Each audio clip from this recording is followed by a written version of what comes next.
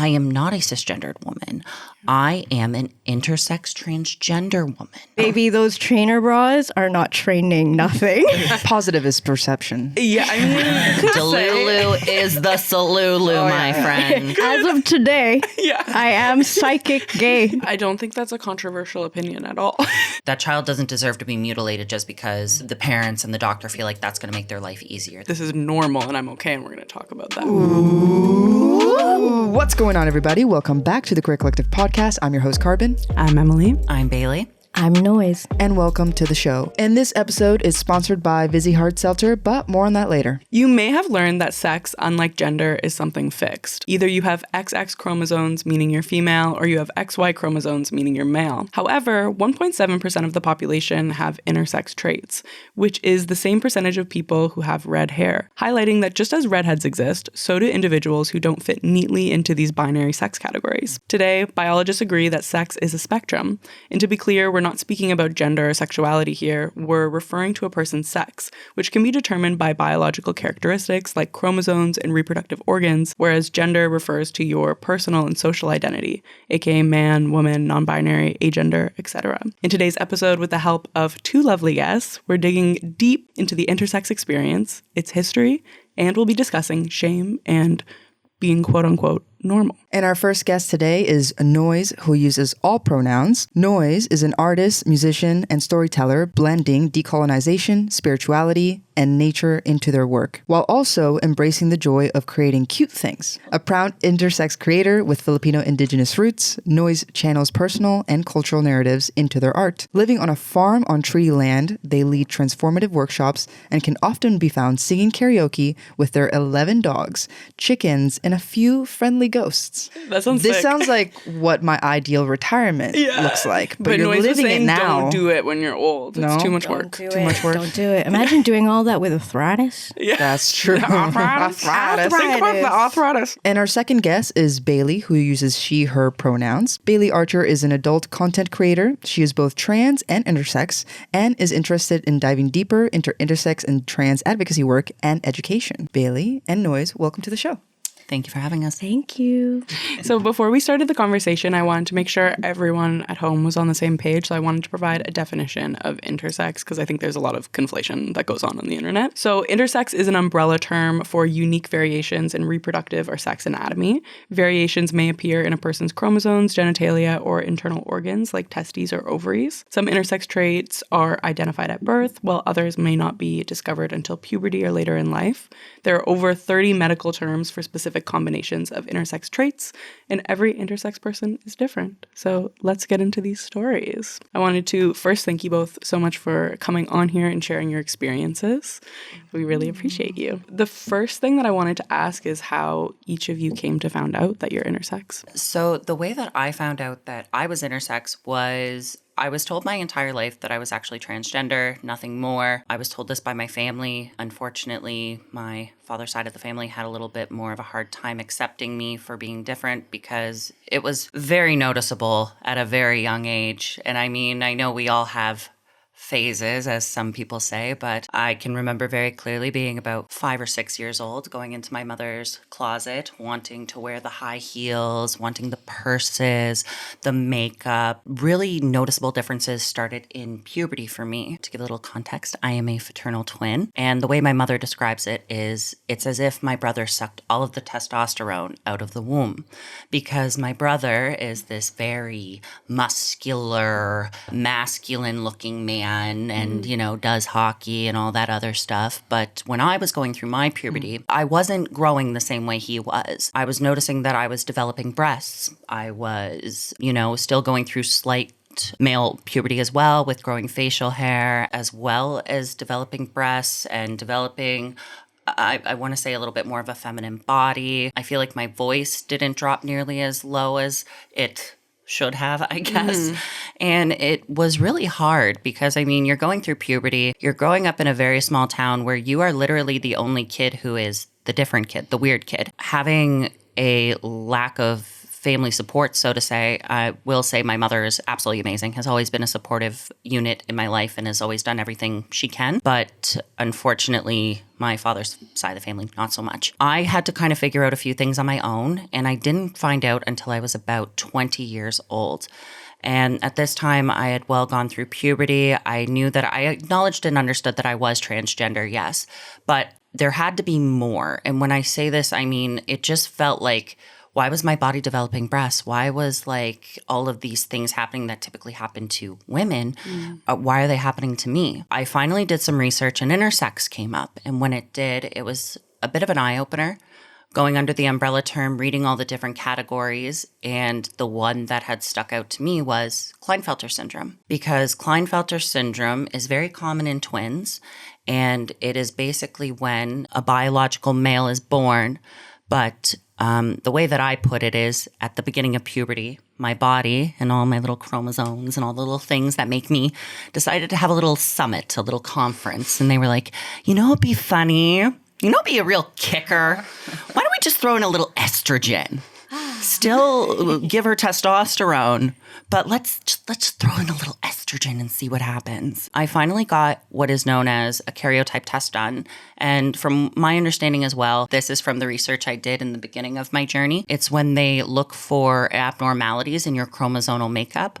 And I went in, I was able to get the test done. I had to do it on my own. I did not tell my family about it, what have you. I had some abnormalities going on. So that was a bit of a relief because my whole life, my whole existence, I was wondering what else is going on with me? Why is this happening to my body? Why are these characteristics developing? So to actually have a name and a face to what was going on with me after so much confusion, because that was the hardest part, I'll say, is trying to find yourself in a space where people are telling you like, no, you are not this. You are simply transgender. That is it, nothing more. Because I had asked my family for help and I was refused that help, unfortunately. So I also feel like it, weirdly enough, is a bit of a blessing because intersex is physicality with body, transgender is brain chemistry. I'm going to be honest, I feel like I lucked out and I'm very grateful for that. I am. I'm very grateful for how I look. It's been a long journey, but I do love myself and I'm happy to say that I have friends around me. I have an amazing support unit. It feels wonderful to have those answers. So that's how I found out. Long story short, I guess. Well, I'm glad you had access to the internet and you were able to figure it out for yourself. Noise, what was it like for you? And how did you realize that you were intersex? It started, as it often does for a lot of intersex folks, around puberty. So when I was 15, the infamous period did not arrive. And At 15? At 15. So there were already markers earlier on that I was going through development and, you know, like breasts were growing, my body was changing, but then it kind of plateaued, right? And it was almost like a crickets. There was almost like this awkward pause between like different phases of my pubescent development. Yeah, a little anticlimactic. Yeah. It was like, oh my God, Yeah, are like my it's boobs, coming. like, are they gonna get bigger? Like there was literally this like moment where I'm like, no, literally. Because like my whole family also was like, it was hilarious. Everyone anticipated that I was gonna be like really tall. So everyone would buy me like shoes and clothes that were like 2-3 sizes Why did they bigger. think that you were going to be tall? Honestly, I have no idea. I just like a give tall energy. superstition? What maybe it was wishful thinking. Right? They're Aren't like most this one's Filipinos gonna be pretty? tall. Yeah, aren't they mostly short? A lot of majority. Yeah, but what can you say? We're optimistic too. So This is gonna be the one. yeah, this one's tall. We can feel it, right? Yeah. So like when puberty was happening, you know, it was like building up, and then it kind of was anticlimactic. Yeah. It just kind of paused because I didn't get taller. Those size 7 Converse are not getting filled. Yeah. Baby, those trainer bras are not training nothing. So I'm like hanging around here going like, are the boobs coming? Like, are they coming? Are they gonna get any bigger? Like, what's going on? And then it started to brew some anxiety because, you know, when you're that young and that age, you kind of like, one of the worst fears is like your period is gonna come like in an inconvenient time. Probably witnessed like classmates or heard it from friends or family and all that stuff. And you're like, I don't want to be the one in another story. Please, Lord. So I started to get some anxiety about it. And then actually what happened was I ended up having this dream that was oddly prophetic. And so if you're familiar with Jungian analytics at all, it's like I'm not. the most mystical type of therapy out there because it's about dream analysis and symbology. So what happened was I had this very intense realistic dream that I was pregnant and that I went through this horrible like, you know, internal death, and like the child inside of me actually like was the universe imploding in on itself. I should probably put a disclaimer. I was too young to do the shroomies, so this was not a shrooms. You were on dream. mushrooms? No, you absolutely. weren't on mushrooms. No. Okay. It's like that makes more sense. It would have. I wish. No, but it's just like you're waking up from this dream. I'm like 15 and like in a panic because like it felt very like it felt like an omen, and it felt very real, and it was very disturbing. And so then to satiate that and aid the anxiety, you know, I approached my mom and I said, I have a feeling about this. I want to look into this further. Can we go to the doctor and ask, like, you know, what can we do to just test? It was just an instinct. It was just like a feeling. You felt like it was saying something about your fertility or just like your reproductive organs in general. Just like the fact that there was like the imagery of being pregnant. Yeah, it was this whole like when the unconscious kind of tries to communicate you on this level where it's like, it wasn't just like a passing omen or like an odd dream. It really was very realistic, and it really like vivid. Shook me to my core because I woke up and I couldn't shake it. It was one of those dreams that you feel like, you know, it really felt like an entire lifetime, and then you woke up and you felt like you just skipped a timeline or something. That is wild. Yeah. And I was 15. I had to ask my mom, can we please go to the doctor? And she was probably like, here's this child again being like a hypochondriac, like every single time. Just get tall already. Yeah, like it's your bones telling you that you're going to get tall. Just be patient. But lo and behold, I did not get tall. I'm still 5 foot nothing. We go to the doctor, and when they were doing the blood tests, the blood work, all of the hormones and everything came back as like normal, nothing to be concerned. But it's when they start to do the physical tests that they notice something. It's funny because I still have this really crisp memory of being in this cold, very sterile, like ultrasound room. The lights were so dark, and they're putting the ultrasound like sensor where the uterus would be, and they just go, oh, it's really small. And I'm sitting there like 15 years old being like, but I am really small. I haven't grown yet. Yeah. They keep telling me I'm going to fit into size 7 shoes. My size 7 uterus hasn't come in yet, y'all. So I remember that comment of them saying, oh, it's really small. Is that it? And just like a very awkward, like quiet pause because they kept looking for Did you know what parts. they were looking for at the time? So you knew what they were speaking about? I was generally aware, but again, like as medical professionals are, they're not very like transparent with you. It's very like third party, as if you're just like an object in the room and you're just laying there in like a hospital gown kind of going like, can you let me know what you're looking for? Yeah, usually the text won't tell you anything. So it's like very awkward and uncomfortable. And they're just like, you're like looking back at for each other and you're like, I can't help you. I don't even know what you're looking for. Usually when there's a routine checkup, you see what you see, they take pictures, they shuttle you on your way, and then you go talk to the specialist, right? What ended up happening is that they called in several techs to come in, one after another, to take a look at the scans. What ended up happening is I ended up getting referred to a gynecologist, and on the very same day, I actually got diagnosed. So something that was supposed to be just like a when is it going to happen ended up turning into a it's never going to happen. Never. What was the diagnosis? So I got diagnosed with a condition called MRKH, and ironically enough, it's like an acronym for all of the men who try and argue that they've discovered it.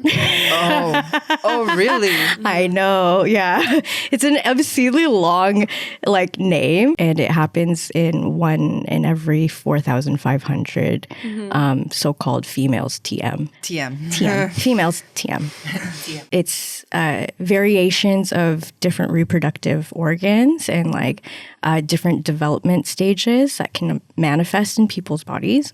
And so it could be a complete absence of the uterus or partially presence of the uterus. It could be an underdeveloped uterus. Puberty cycle happens and development happens. Hormones are present, but then that infamous period Right. is like nowhere to be found, right? Their reassurance the entire time is like, I'm sorry to break it to you. You have this condition, but don't worry, you can still be a girl. Yeah. Oh, wow. Yeah. Did they tell you you're intersex? Like, did they say the word or? No, they didn't. And that's like one of the issues with a lot of medical like diagnoses and like And the it disconnects you processes. from community as well, your ability to research something and like connect the dots. Absolutely. And realize that it's not actually like a condition, like this is normal and I'm okay, and we're going to talk about that later too. So how did you actually find the intersex community and realize like that's what this was? Similar to you, it was a lot of personal research and connecting the dots, because what happens in the medical community is that there are these conditions, but the remedy, because the medical system and science right now is still very like existing in the binary and insisting that there's only two genders. Choose one or the other, like choose boy or girl. Choose blue or pink. And I'm like, but baby, what if I want to choose purple? You know? What if I didn't even like any of the colors you listed? Those are tacky. You know? I'm really proud of my younger self because the diagnosis was like no sweat off of my brow. You know? But it was more of because it's a testament to all of the very strong women in my family. The roots of strong ancestry, when difficult pain comes through, you can feel the ancestors in the room saying, you know what, like this isn't even the worst thing that could happen. If anything, it's probably a blessing, baby. You don't have to buy pads or Honestly, facts. You saved so much money, I actually. know. Yeah, bright side. I think that's a really good segue to the research that I've got here, which is about the history of the medicalization of intersex identities. Side question. Yeah. Are we able to crack the Vizzies, or are they just please. here for Of course. Yeah. advertising? No, go ahead. Them if you'd like. Should we Yeah. do like go a- ahead. I love it. 1, 2, 3. This podcast is proudly sponsored by Vizzy Hard Seltzer. Over the last 5 years, Vizzy has supported our mission to authentically and positively represent the entire LGBTQ2S+ community. And with Vizzy's vibrant flavors, you can follow your own vibe. Be bold, be flavorful, and above all else, be yourself. Plus, Vizzy only has 100 calories and 1 gram of sugar per can. Cheers! Must be of legal drinking age, and please enjoy responsibly. And now, back to the episode. Thank you, Vizzy. So exotic. So, before the rise of colonialism and Western medicalization, intersex people were often accepted, revered, or simply integrated into society. Even in Christian European nations, intersex people were often quietly accepted, with local midwives or elders making practical decisions about gender assignment. However, by the late 1800s, we saw the period of scientific positivism and the rise of modern medical science. This period was characterized by the rise of medical authority, where doctors and scientists replaced religious figures as the ultimate authority on the human body. There was an obsession with classification influenced by scientists like Charles Darwin.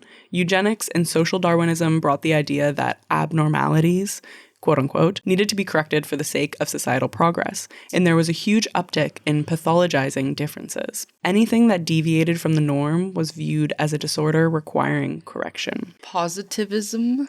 That's the word. That's just like they feel really positively about we science. can fix it. Like that's It was like everyone started really believing in science at the time, because before an oxymoron if you're saying that you're moving somewhere in a positive direction by negatively doing things to these people to make them fit into a column. Well, I mean, positive is perception. Yeah, I mean, some could say, Delulu is the Salulu, my friends. some could say it was better than religion. We're moving in somewhat of a positive direction, but definitely science was used for bad things as well, and So was religion. used very politically as well. So at this time, doctors gained an understanding that quote unquote abnormal sex anatomies were actually quite common. Sounds kind of normal to me. Yeah. Shocking. And how did they respond to that? Well, they were influenced by conservative fears of homosexuality and the rise of feminism. Oh no, not the feminists. I know. We're kind of scary. Medical experts created strict sex borders, devising a system that would label everyone either truly male or truly female. Within medical texts of this period, we can see a lot of conflation of intersex with homosexuality and transness, with the term psychic hermaphrodite hypocrisism being used to refer to gay men. Psychic? Wait, You know what? That's a sleigh, though. That's kind of hot. wait. Like, you That's a raven? You could reclaim that if you want. Oh, you're a witch. You could actually reclaim that. I'm going to reclaim that. I hope you know. As of today, I am psychic gay. Yes.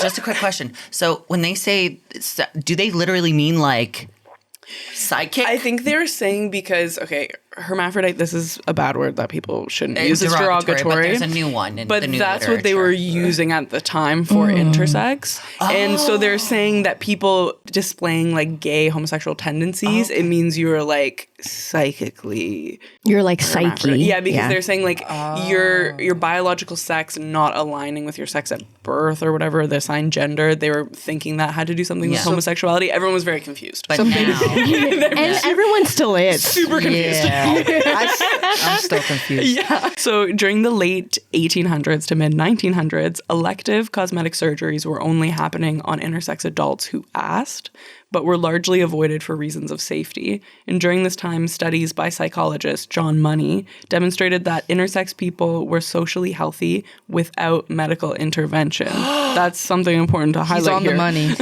Gasp. However, it goes not good again. He actually participated in making it worse as well. So he found those details and then he helped go in the other direction. So I'm not going to glorify this money guy either. 180. Yeah. So, however, by the 1950s, Johns Hopkins University became the first medical center of many that set out to eliminate intersex in early childhood. This was accomplished through invasive, non-consensual surgical and hormonal interventions on intersex babies. This was done under the guise of saving them from future bullying and psychological distress.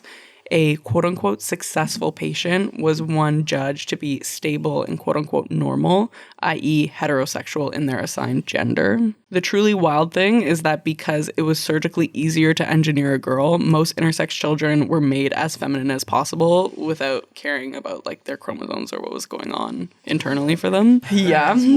And these non-consensual childhood medical interventions still persist to this day, where doctors convince parents and even youth going through puberty that it is what needs to happen in order for them to fit in and be happy. However, these choices can affect fertility, sexual function, and emotional well-being forever. And when done without the individual's informed consent, the United Nations actually considers these surgeries as human rights violations. And most of these are happening to children under the age of 2 years old. But thanks to the work of advocacy groups, knowledge of intersex identities is growing, like you both mentioned, and some laws have changed to regulate the space. But unfortunately, what happens to a child with intersex today appears to depend not only on where they're born, but who happens to be on call when they're born. they basically condone genital mutilation at certain points. It's just absolutely disgusting because we have these conversations about, like, where I mentioned also on top of intersex, I am transgender. We have conversations about, like, you know, when is an appropriate time for a trans person to make the calls on what kind of surgeries they want and everything like that. And then we have all of these doctors in our faces saying, no, they should wait until they're fully developed. But yet going back and being a hypocritical little, I'm not going to swear on the podcast. Thank you. You can if you'd like. Okay. Yeah. Thank you. All right. I'm about to turn it up and get spicy. But yet then we have these hypocritical fucks coming in and saying these things like, oh, well, we're just going to make the decision for an infant child before they have any developments, before they do anything, before they go through puberty. Wait until a person develops. Wait until their characteristics develop. Wait until they, you know, because at the end of the day, is that hurting someone? Is that causing someone ill will? And I get, like, parents and, like, can be afraid of that stuff, but, like, you need to wait until that child develops and has personality and has their own voice about what do they want. If they have the option, they should be able to have their parents, like, look at them and be like, hey, what do you want to do? And I get if there's certain time-sensitive things that can happen as well, but, like, at the end of the day, genital mutilation and any type of interfering with something so young or so young, it's just disgusting, and it's very hypocritical in my own opinion. And what do we wind up with? We wind up with trans people not being able to get the surgeries that they want, and intersex people getting surgeries that they do not want. The point that you brought up is actually like exactly what came to mind when I was researching this. And I mean, there's so many examples of conservatives having double standards and like not actually following the thought process that they're thinking of. And I think it really shows that all of it is just about them enforcing the gender binary and like the sex binary as well, and like trying to hold these rigid norms. It's the same with like gun laws in the United States as well. You can see like they never actually care about children. They don't care about protecting children at all. It's like we can tell them so many different ways that it's like, oh, actually the process of helping a youth transition is actually so regulated, and we take them through this really long process, and they're still like, no, it's horrible. But then you see what's happening to intersex babies in youth, where it's like they're not actually being properly briefed at all. They're not even being told exactly what they have. And it just shows that it's like this is all hypocritical, and it's like in the name of achieving your own agenda. Each human deserves to come into this world with an opportunity to be their most authentic and true self. And if someone is born with a condition that is unique to ours, then they deserve to have the opportunity to decide for themselves what they need. I know at the point when you're a kid, you can't decide for yourself, but like that child doesn't deserve to be mutilated just because the parents and the doctor feel like that's going to make their life easier. That's not right. I do believe very strongly that no child of intersex or in general, or any person in general, deserves to be mutilated in any way, shape, or form when they don't have a voice to speak on their own behalf. Yeah, I don't think that's a controversial opinion at all. I think you are aligned with the United Nations. Don't humble it, because honey, you would we be agree on a national, global level. Like, look at everything that's happening in the States right now. And I will say this, I'll probably get a little hate for this. No, I'm not a Trump supporter in any way, shape, or form. But one thing I do know is he's a very smart individual, very articulate, and he knows the damage he's doing to the LGBTQ plus community.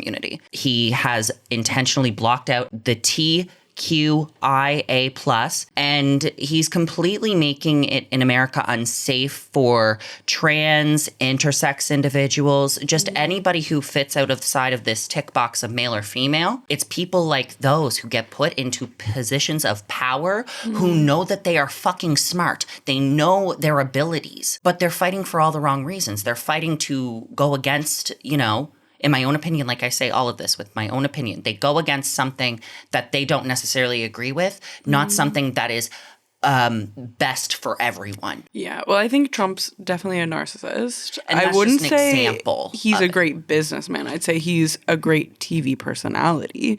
Nobody's considering like being redheaded as not being like a real human, or not, or being like abnormal, being intersex or being trans. Is seen as like, oh, this is like a really big issue for you and a huge inconvenience. And I'm like, I'm sure like not growing to the height that you wanted to maybe is a little bit of an inconvenience perhaps when you're trying to reach things from like the top shelf. Yeah. Might not be because of the small uterus though. I mean, like, if only the government would like pay for my heels and the step stools that now I have to afford. To end the thing on Trump, I feel like what they're trying to do is erase all of the information and history, like basically as it's erase been it all. seen in multiple examples in history of trans and intersex people trying to be erased. So, and that's why I think it's actually really important to be like having these conversations and sharing your stories as well, 100%. And continuing to do that. But I'm wondering if anything came up for you, Noise. Oh yeah, and on the note in terms of like the diagnosis, the process of being diagnosed, and then also being so-called treated. Like we've mentioned before, the treatment plan for an intersex condition is often to assign a person gender, right? And assign a person a sex. Because there is still that gap of understanding and language, there's still convoluting both gender and sex under the same umbrella. So to solve all of your problems, you just got to pick one, right? But then that has a whole slew of other issues because as we've said, like why is there so many obstacles for trans youth to access care and access therapy and access support, whereas for intersex folks, it's already decided for you. And so that was my experience actually. So when I got my diagnosis at 15, then began the treatment process. It was very much to rehabilitate and change my body in a way that wasn't consensual. So what we're talking about of like non-consensual surgeries that are done on youth, like these things and treatments are also still continuously done. Like even for myself, it was this whole process of like, okay, so we're going to say you're a girl. We're going to say that you're female. And so in order for your body to conform and check off more boxes, here's all these things that you have to do. Did you go through with it? Like with these procedures that they suggested? Actually, so what happened is like they were presenting two choices. You've got the safe choice and the not so safe choice, but at the end of the day, you still got that pot of gold at the end of the rainbow, which is the binary, right? What were the choices, the safe and unsafe? Choice one, which was the safer option, is to go through dilation. So what some folks with MRKH have is an underdeveloped, also like vaginal anatomy. And so in order to have a so-called normal vagina or normal genitalia, you have to dilate or you go through surgery. So your two choices are still both very invasive. Yeah. And depending on what age that you're getting diagnosed, you're basically told to do this in order to live 15. At 15. My first dildo was given to me by my doctor. I hate that. The medical textbooks and the rhetoric that doctors are taught is still catching up. And like, again, if we're tapping into politics, right? Like that's the importance of DEI. It's not just about being diversity TM, like being, accessible and like having just rainbows plastered everywhere. It's really about identifying and understanding and holding space for empathy for people of different backgrounds and like upbringings and the things that we're all carrying. I am a person at the end of the day. It doesn't matter what identifiers or social locations I choose at any given time in my life. I am a person. Youth, adults, regardless of where you are in your diagnosis journey, should have that consent. They should have that independence and the ownership over their own bodies to decide for themselves. How did she pitch this to you as like a necessity? Like how was she framing these, like either the surgery option or the dilation option? At the time that I was diagnosed, doctors were often presenting it as something that you were missing in order to be a complete woman or female. Right. Did they ever like explain that you need to do this to have like heterosexual sex basically? Absolutely. Yeah.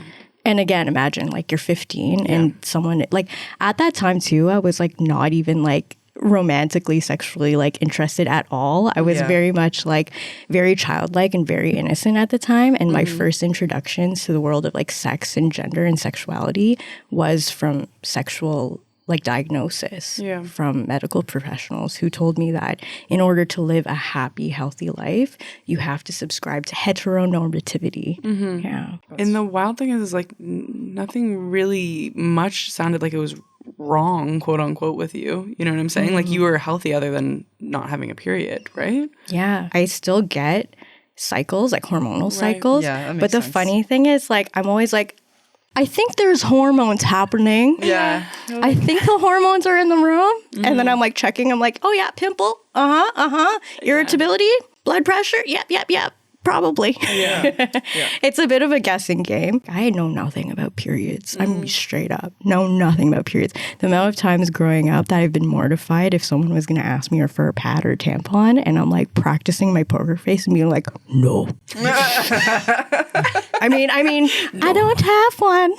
How did it affect your sense of self-worth? Like the way that she was talking to you and framing like what's going on with your body? Like, did you feel like there's something wrong with you? It was really confusing because at that age too, I had not like thought about anything sexual at that point until doctors started having these conversations with me. So even that narrative of saying, oh, we do these treatments in order to help people have like easier lives and like aid with potential like anxiety or difficulty fitting in, like absolutely not. It caused more anxiety. It caused more confusion. It also opened up my queer questioning because that was the start of me actually being introduced to feminism and queer and intersex rights because I started questioning what was going on in my own body and then asking like, if I was taught up until this point that bodies are supposed to have XYZ and now I'm being told that I'm not, then all adults in my life are essentially wrong about a lot of things. Yeah. Right. I mean, that's life. Most people are wrong about a lot of things.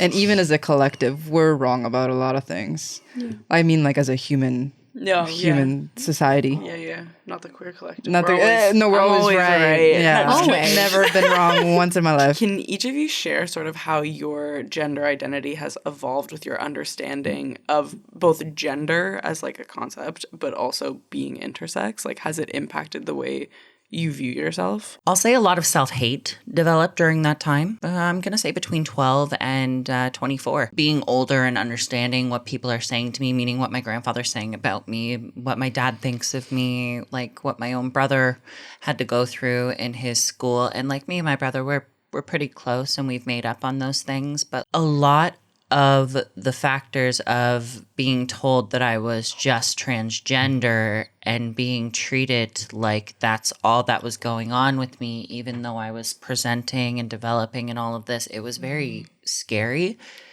It was a mind fuck. It just developed a lot of self-hate, a lot of doubt in myself.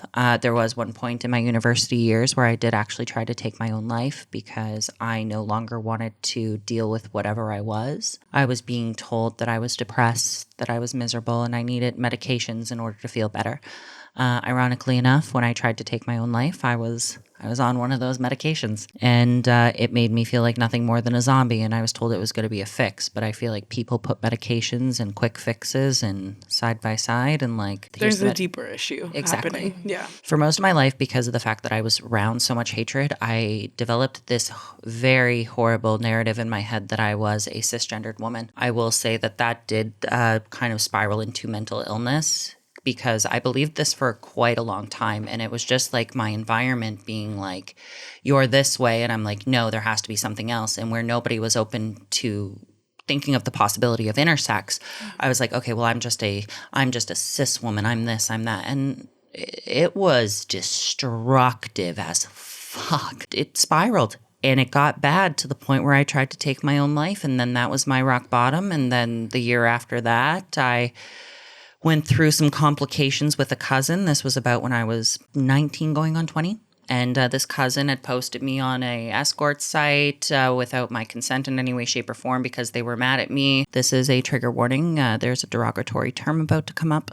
My cousin, when she posted me, referred to me as a $40 tranny special. I remember just going through the harassment of having random people hit me up the whole night. I had an anxiety attack. This was my second year of university.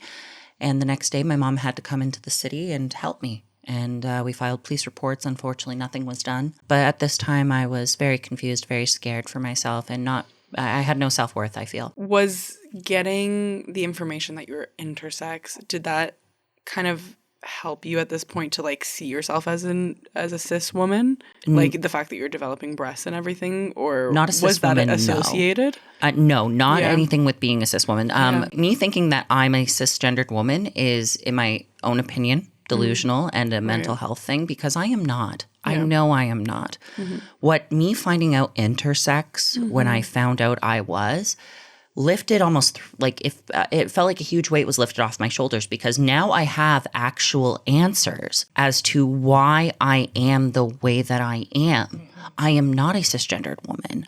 I am an intersex transgender woman. And to find out after so many years of self-doubt, it was amazing. But at the same time, it was kind of like a bittersweet victory, because when I wanted to try and figure out more, and of course at this age, I went to my grandfather, I went to my family, and I'm like, I need help. I think this might be going on. And I was met with that wall of, no, you're not. Yeah. This is not what's going on. It developed more fears in myself, and it developed more self-doubt, and it developed more hatred and anger. But I will say finding out that I was intersex was one of the biggest blessings in my life. And I think that it has definitely shaped me now, because I've become so much stronger than what I was. Well, thank you for sharing so vulnerably. Really appreciate that. It's like, it's not easy to talk about our like lowest moments like that, but I'm so glad that you're doing better and like you're feeling better. Noise, I'm wondering for yourself as well, how has like your understanding of your gender identity, has it been connected at all to you exploring your intersex identity as well? Absolutely. Yeah, tell us about it. So I often say to folks, my queer becoming and questioning journey intersects with my MRKH diagnosis, with my intersex experience, with my gender questioning, with my own personal decolonization.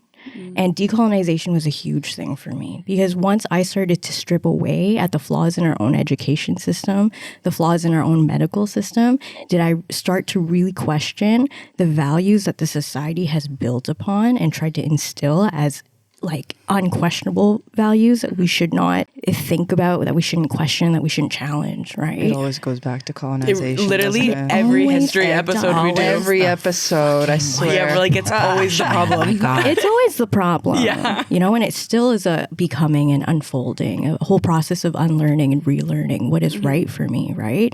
Because no one out there is going to give you a black and white answer, even on gender, even on sex and sexuality, because clearly the textbooks don't have it correct. When you're given this kind of like diagnosis, TM, and they're trying to tell you in order to make your life happy and healthy, these are the steps that you need to do in order to live your best heterosexual life. Oh my God.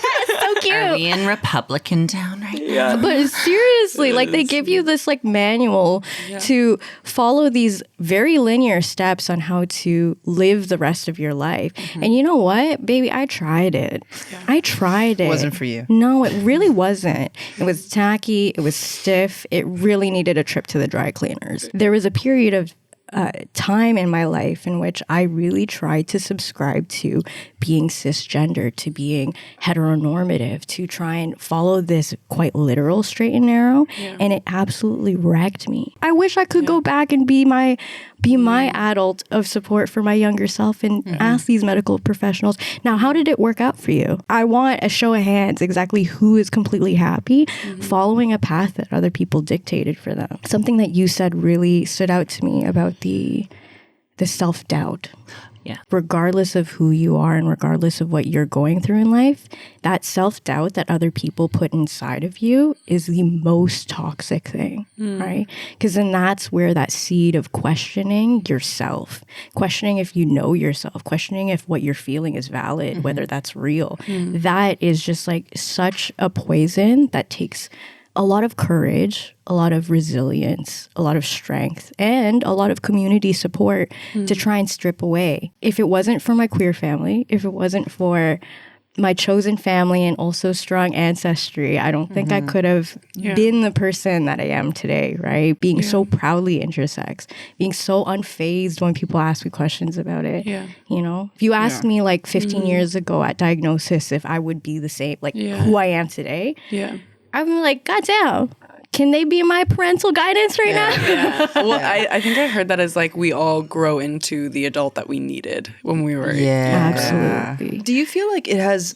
impacted the way that you navigate dating at all? Yes, but also working in the industry that I do definitely defines my dating. And one thing I've learned about myself over the past couple of years is I am not a fan of it right now. The dating piece? Yeah. I think that's something that I've always wanted for myself more than anything is someone to love me, someone to hold me, someone to like, you know, want me for all of me. And I've realized over the last little while that I think came from a place of insecurity. It came from a place of me fearing of being alone. One of the biggest things that I've learned about myself with my self-growth is I need some time for myself. I need to be on my own. I need to learn what I like. I need to take care of myself first. I need to learn how to complete myself. I need to learn how to be there for me. So for dating right now, it can definitely be a challenge. If Mr. Right comes along, then great. He'll have all the moves to sweep me off my feet and it'll be inevitable 150%. But am I out there looking for love right now? Fuck no. I've got such a busy goddamn work schedule. I don't have time. That's brave though. Like a lot of people, they never break the cycle of like needing somebody to validate them. And they're always looking for like the right person to just like fit rather than being there for themselves. Yeah. So I feel like that is a brave thing that I don't think a lot of people like do for themselves. It's definitely scary. And like, I mean, at the end of the day, would I love to have someone to call my own? I mean, yeah, who wouldn't?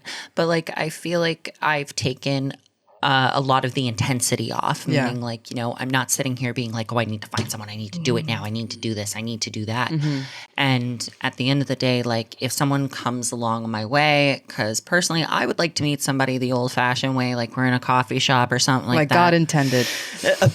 Like our Lord and Savior, Jesus Christ, quite intended. We want natural. We want busy. Busy dating app. You know, if anything I can get from that is if you feel like someone's going to be a great addition, then you're ready for it. But if you're feeling like someone's a necessity, take some time, touch some grass, and really find yourself, because that's like one of the hardest things, whether intersex, transgender, heterosexual. I think that is definitely one of the hardest things in this life, is finding yourself, finding your groove, and finding who you truly are. So For you, Noise, has there been like any challenges with like telling people, disclosing that you're intersex, or like fetishization, or like anything along those lines in terms of like dating as well? I had this idea early on that if someone couldn't handle the truth, they probably would be very toxic for me. Absolutely.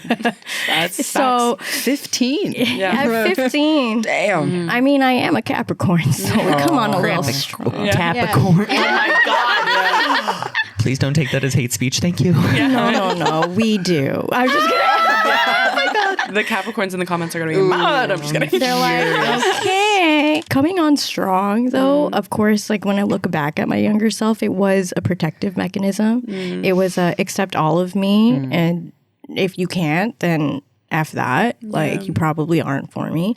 And there's truth there, right? But as I've gotten older, I've learned to soften a lot more and not always wear all of my spikes and hard edges on my sleeve as like a protective mechanism. Yeah. Because there's other things that tell you if a person's for you or not. This is just my experience, but I've found that it was much better to be honest with people to save myself from heartache in the longer run. Yeah. Because how a person's reaction to it tells you everything you have to know, right?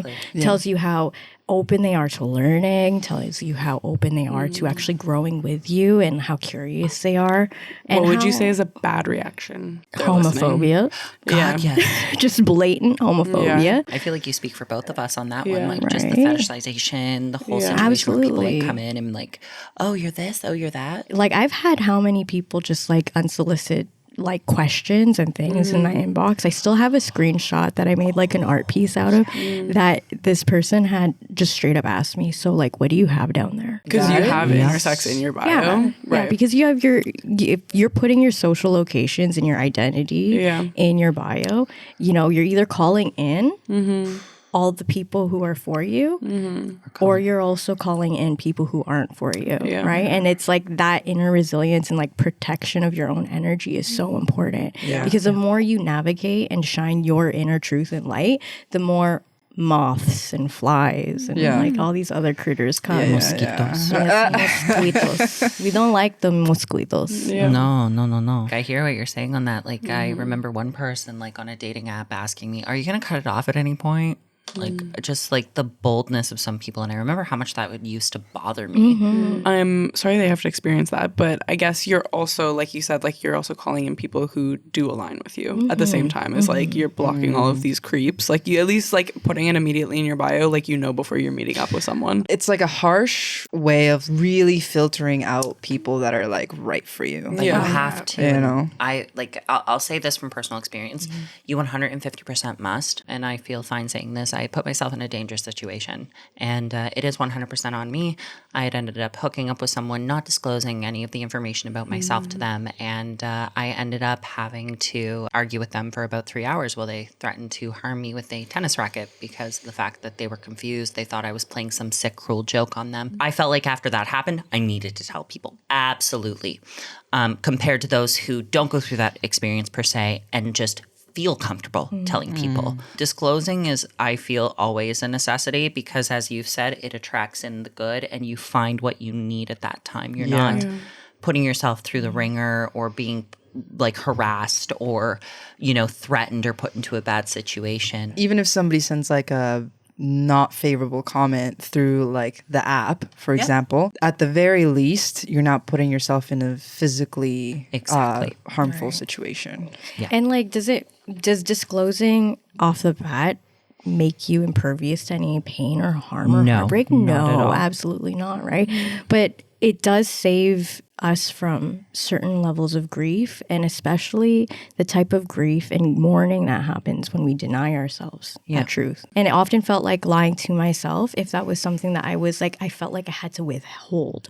That means I wasn't listening to something in my intuition that was telling me that something or someone wasn't right for me. You can tell me if this feels like true or not, but the main thing I could compare it to is like being like sexually closeted and like dating people and living kind of this like secret life of like knowing my truth, but then like going and like pretending to certain people, and like you're not fully aligned in your truth. And like even though I could like keep going during that period of time, when I was doing that, like everything felt horrible, you know, like you're lying to yourself, you're lying to people that you care about, you're lying just in general, and it just like your body knows when you're not like living your truth. Oh, absolutely. You know, And like the psyche also manifests a lot of physical illness. Like, you know, you can get physically sick from the stress of holding things from yourself and from others, right? Yeah.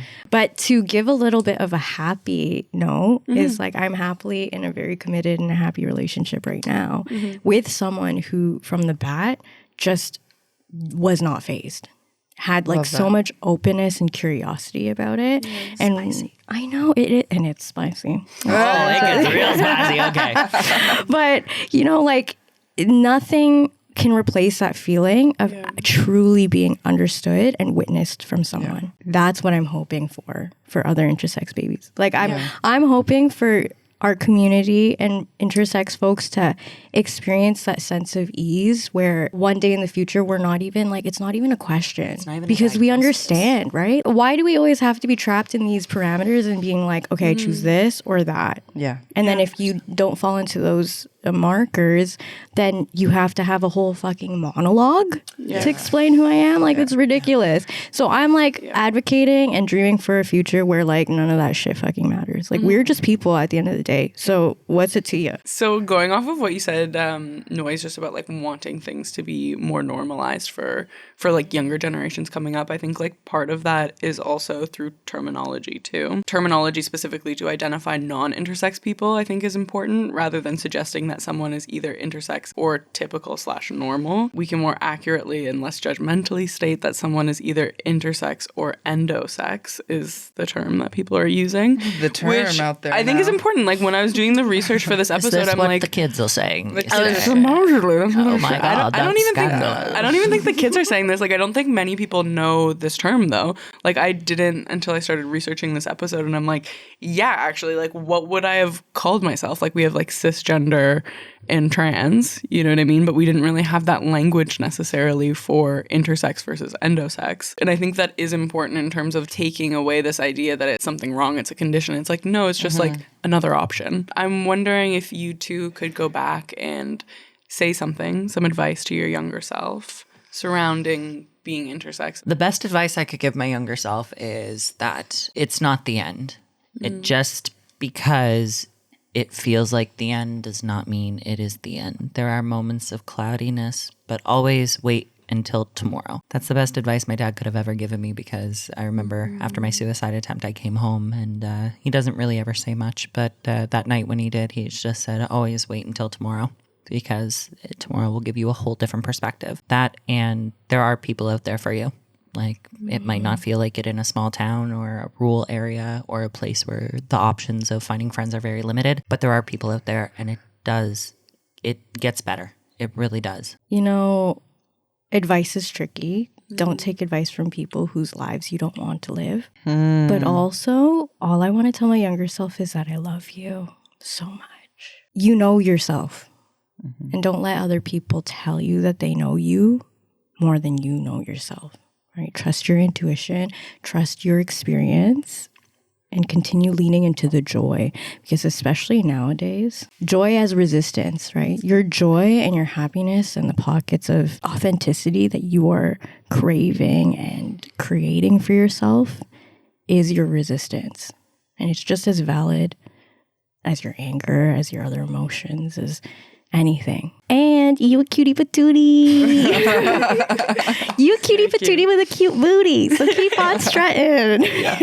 Those are some bars, though. Don't take advice from somebody whose life you don't want to live. I'm going to remember that. And again, as a Capricorn, there's many people I do not want to live like. So full shade, full judgment. I recently heard this quote that I wanted to share, kind of like on this idea of normal, quote unquote, like what's normal. It was a quote from Alok in their book Beyond the Gender Binary. Kind of in this quote, I felt it also applied to being intersex, but they're speaking about gender identity in general. The quote is, "It's important to understand the difference between being normal and being normative. Being normal means that a numerically significant amount of something is found in a group. Being normative is about what gets elevated by society to a position of power. Normativity is about value judgment and shouldn't be used interchangeably with normal. It's not that gender nonconforming people and intersex people, I plug that in, aren't normal.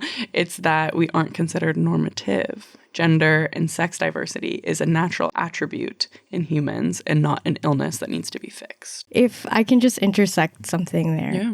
Intersex. If I can just intersex Yes. a perspective here. Please do. Intersex away. Ever since living more with the land and stepping away from city life, I've realized how much wisdom there is of just being close proximity and like that intimacy with nature. Nature is so gay. Nature is so We've done episodes on it. Yes. Yeah. And it continues to tell us and it continues to yell at us and scream in our faces how gay it is, but many of us do not listen. So it's all interrelated. Like being intersex is natural. It's just a part of nature and it occurs everywhere. And the more we even get into the science about it, the more confirmed it is that all of this noise and all of the chaos and all the disagreeing is just bullshit. It's just rooted in fear and people's inability to do a basic Google search. Right? Go into life with an open mind. Have an open ear and listen to different perspectives. Listen to other things. Always maybe think outside the box. Maybe think that, you know, your opinion can be argued. Yeah. And, you know, the biggest thing is just go around with kindness and love. There's this huge theme of authority bias with like medical practitioners that we saw throughout this conversation, as well as like just because they're in this position of authority, you are like raised to believe that doctors know everything, that you think to trust them, but you can definitely go outside of that. And like you said, Noise, like you've been on this journey of like decolonizing your mind and how much more healing that has presented you with. So I would definitely encourage people who are struggling at home, do the same. And question the knowledge that you've been given. absolutely. And on that note, fuck colonialism. Yeah. Period. Just some resources that I really want to point out for people in case that they are feeling alone, they want to connect with others. We would encourage you to check out the organization Interact for more resources. And you can also find intersex support groups, often on Facebook, where intersex people come together to connect. So make sure to check out Interact. Thank you both so much for joining us today. For Noise and Bailey, if you guys want to plug yourself right now, where can people find you? Yeah, plug that OnlyFans. Plug it in. Okay. Here we go. Okay, I practiced for this. I rehearsed. Instagram, you can find me at Bailey Archer Official. If you want to find me on some more spicy things, we shall say, you can find me at onlyfans.com/bbarcher/media. Also, if you guys want to see a little bit more of my life, because I'm trying to do more advocacy stuff in my clothes, you can check out my OFTV, Bailey Archer TV, and my YouTube as well. So that's Bailey Archer Official across all platforms there. You can follow me on all platforms at The Noise Witch. It's the only one. Love it. Slay. And also www.thenoisewitch.com. Pretty concise. Amazing. I love it. Sign up for my mailing list because actually I've been wanting to send hard copy mail lately. Oh, That's spicy. I know. Going vintage. back. Yeah, going back. Bring it back. What are you going to send me in the mail? You gotta find out. Okay. You got to sign up. I'm intrigued now. It's just like an envelope of like dirt and like okay. best wishes. So that's everything that we have for you today. And if you want to dive deeper into the nature of all identities out there, we have an episode called Is Nature Gay with Sebastian. And spoiler alert, that's pretty gay. Make sure to like and subscribe. And if you're listening on your favorite podcast app, make sure to leave us a 5-star review because it really does help the podcast out. That's everything that we got. And until next time, peace.